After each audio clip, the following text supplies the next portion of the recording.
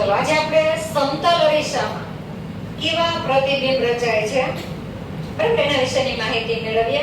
તો આ સમતલ અરીસો છે, દરેકના ઘરે હોય જ.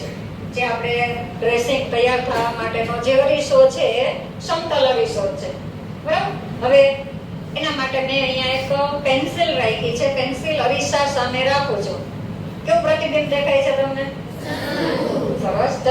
તો સમતલ અરીસામાં મળતા પ્રતિબિંબ હંમેશા આભાસી અને ચપટા હોય છે. હવે આ પેન્સિલ અહીંયા રાખી છે, જેવડું પેન્સિલનું કદ છે એવડું જ તમને અરીસામાં દેખાય છે બરાબર. તો બીજું પ્રતિબિંબ કેવું મળે છે? તો કે વસ્તુના કદ જેવડું. સમતલ અરીસામાં જેવડી વસ્તુ રાખી છે એના કદ જેટલું જ આપણને અરીસામાં પ્રતિબિંબ દેખાય છે.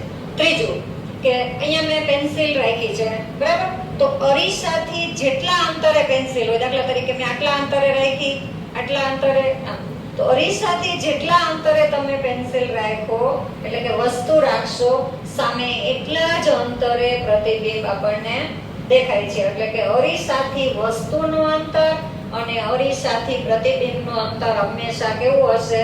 સરખું જ મળે છે. દાખલા તરીકે અરીસાથી હું 5 સેન્ટીમીટર અંતરે વસ્તુ રાખું તો પ્રતિબિંબ પણ કેટલા સેન્ટીમીટર અંતરે મળશે?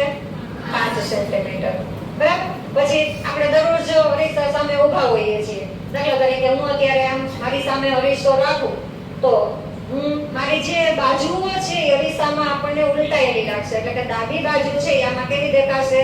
જમણી બાજુ. જમણી બાજુ કેવી દેખાશે? ડાબી બાજુ. તો અરીસામાં મળતું ચોથું પ્રતિબિંબ કેવું મળે છે? કે સમતલ અરીસામાં બાજુઓ હંમેશા ઉલટાયેલી જોવા મળે છે.